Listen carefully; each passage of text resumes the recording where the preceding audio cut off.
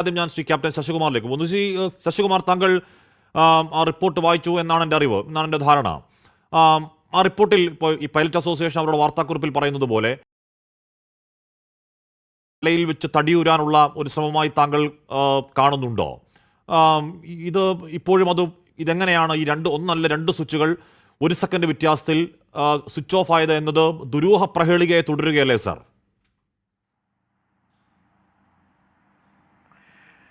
തീർച്ചയായിട്ടും ഒരു ദുരൂഹതയിൽ തന്നെയാണ് നിൽക്കുന്നത് ഇപ്പോഴും. എന്നാലും നമ്മളിത് സംഭവിച്ചത് ഒരു സീക്വൻസിലെടുത്ത് നോക്കിക്കഴിഞ്ഞാൽ നമുക്കത് കൃത്യമായിട്ട് മനസ്സിലാക്കാൻ പറ്റും. ഇനിയും ഡീറ്റെയിൽഡ് റിപ്പോർട്ട് വരുമ്പോൾ പ്രത്യേകമായിട്ടുള്ള കുറേ കാര്യങ്ങൾ വരും എന്നുള്ള ഉറപ്പാണ്. എന്നാലും ഞാൻ നമ്മുടെ മുമ്പിൽ അവൈലബിൾ ആയിട്ടുള്ള ഡേറ്റയും ഇൻഫർമേഷനും വെച്ച് നടന്ന സംഭവങ്ങളെ വെച്ച് നോക്കുമ്പോൾ പൈലറ്റ്സിന് ഒരു വിധത്തിലും കുറ്റം പറയാൻ പറ്റില്ല. കാരണം ഞാൻ അതിനുള്ള എൻ്റെ ജസ്റ്റിഫിക്കേഷൻ ഞാൻ പറയുന്നതാണ്.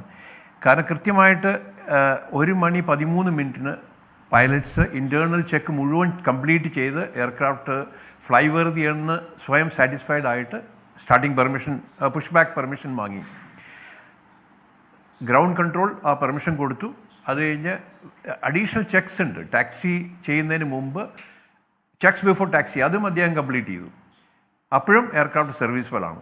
അവിടെ നിന്ന് ടാക്സി ചെയ്ത് റൺവേയിലെത്തി കഴിഞ്ഞിട്ടും എയർക്രാഫ്റ്റ് സർവീസബിൾ ആയതുകൊണ്ടാണ് അദ്ദേഹം ടേക്ക് ഓഫ് ചെയ്തത്. ഇനി നമ്മൾ ഈ വന്ന ആക്സിഡൻറ്റ് ഇൻവെസ്റ്റിഗേഷൻ റിപ്പോർട്ടിൽ വന്ന എൻജിൻ്റെ സ്വിച്ചിനെ പറ്റി ഞാനൊരു ചെറിയൊരു ഇൻഫർമേഷൻ തരാൻ ആഗ്രഹിക്കുകയാണ്. 2 ചെറിയ സ്വിച്ചുകളാണത്, രണ്ടും സെപ്പറേറ്റ് ആണ്. നമ്മൾ എൻജിൻ ഒന്നിച്ച് സ്റ്റാർട്ട് ആവില്ല, രണ്ടും സെപ്പറേറ്റ് ആയിട്ടാണ് സ്റ്റാർട്ട് ചെയ്യുക. അപ്പോൾ ഇപ്പോൾ റൈറ്റ് എൻജിൻ സ്റ്റാർട്ട് ആവണമെന്നുണ്ടെങ്കിൽ ആദ്യം തന്നെ ഈ fuel control master switch physically അത് സ്വിച്ച് ഓൺ ചെയ്യും. അത് ഒരു ഇലക്ട്രോണിക് സ്വിച്ചാണത്. ആ സ്വിച്ച് ഓൺ നോർമലി ഓഫ് പൊസിഷനിലാണ്. സ്വിച്ച് ഓൺ ചെയ്ത് കഴിഞ്ഞാൽ അതിനൊരു ഗാർഡുണ്ട്, ഒരു റെഡ് കളർ ഗാർഡുണ്ട്. ആ ഗാർഡ് എൻഗേജ് ചെയ്ത് കഴിഞ്ഞാൽ അത് യാതൊരു വിധത്തിലും സ്ലിപ്പ് ചെയ്ത് താഴോട്ട് വരില്ല. അതിനുശേഷം മാത്രമേ ആ എൻജിൻ നമുക്ക് സ്റ്റാർട്ടാക്കാൻ പറ്റുള്ളൂ. ഈ മാസ്റ്റർ സ്വിച്ച് ഓൺ ചെയ്യുമ്പോൾ ഫ്യൂവലും അതുപോലെയുള്ള കണക്റ്റഡ് ഇതെല്ലാം ആക്ടിവേറ്റ് ആവും എൻജിനിൽ. ആ എൻജിൻ സസ്റ്റൈനിങ് RPM വന്നു കഴിയുമ്പോൾ പൈലറ്റ് രണ്ടാമത്തെ സ്വിച്ച് ഇതേ സീക്വൻസിൽ ഓൺ ചെയ്ത് അതിന് ഗാർഡ് ഇട്ടിട്ട് സ്റ്റാർട്ട് ചെയ്യും. അപ്പോൾ നമ്മൾ റൺവേയിൽ എത്തിയിട്ടുണ്ടെങ്കിൽ ഇതെല്ലാം കറക്റ്റായിട്ട് നടന്നു എന്നുള്ളതാണ് എൻ്റെ നിഗമനം.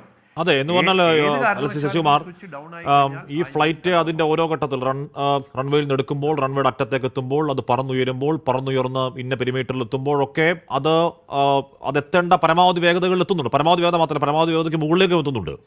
അപ്പോൾ അവിടെയാണ് സംശയം. എന്ന് പറഞ്ഞാൽ ഇത് ഫ്ലൈറ്റ് ടേക്ക് ഓഫ് ചെയ്യുമ്പോൾ എന്തായാലും ഈ സ്വിച്ചിന് ഒരു കുഴപ്പമില്ല.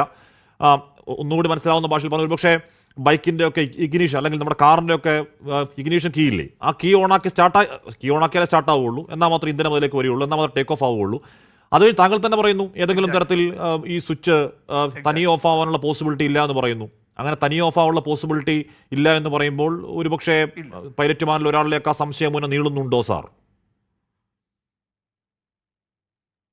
ഇല്ല, അവിടെയാണ് ഞാൻ ഇത് എക്സ്പ്ലെയിൻ ചെയ്യാൻ കാരണം ഈ സ്വിച്ചിൻ്റെ ഫംഗ്ഷൻ എല്ലാവർക്കും മനസ്സിലാവാൻ വേണ്ടിയാണ്.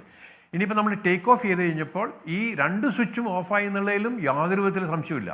ഞങ്ങളൊക്കെ തുടക്കം മുതലേ പറയുന്നതാണ് 2 എഞ്ചിനും ഷട്ട് ഡൗൺ ആയി, അതുകൊണ്ടാണ് നമ്മുടെ റാമെയർ ടർബൈൻ ആക്ടിവേറ്റ് ആയത്. ഇനി ക്വസ്റ്റ്യൻ നമ്മുടെ മുമ്പിലുള്ളത് 2 എഞ്ചിൻ്റെ സ്വിച്ച് എങ്ങനെ ഓഫായി? പൈലറ്റ്സ് ഓഫാക്കിയോ അതോ വേറെ എന്തെങ്കിലും എക്സ്റ്റേണൽ ഇത് വന്നിട്ട് അത് ഓഫായാണ്? എക്സ്റ്റേണൽ ചാൻസ് ഇല്ല കോക്പിൻ്റെ അകത്ത് കയറാനായിട്ട്. ഒരു കാര്യം മനസ്സിലാക്കേണ്ടത് ഇലക്ട്രോണിക് സ്വിച്ചാണ്.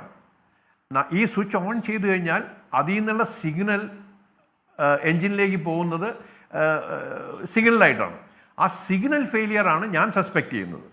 അല്ല സാർ, ഇപ്പോൾ നമ്മൾ അന്വേഷിക്കുമ്പോൾ അല്ലെങ്കിൽ റിപ്പോർട്ടിൽ കാണുമ്പോഴും ഈ പൈലറ്റിന്റെ ഒരു ഇടപെടൽ ഇല്ലാതെ വിമാനത്തിന്റെ ഇലക്ട്രോണിക് കൺട്രോൾ യൂണിറ്റിന് ഇലക്ട്രോണിക്കായി പ്രവർത്തിപ്പിക്കാൻ കഴിയുന്ന ഒന്നല്ല ഈ സ്വിച്ച് എന്നാണ് പറയപ്പെടുന്നത്.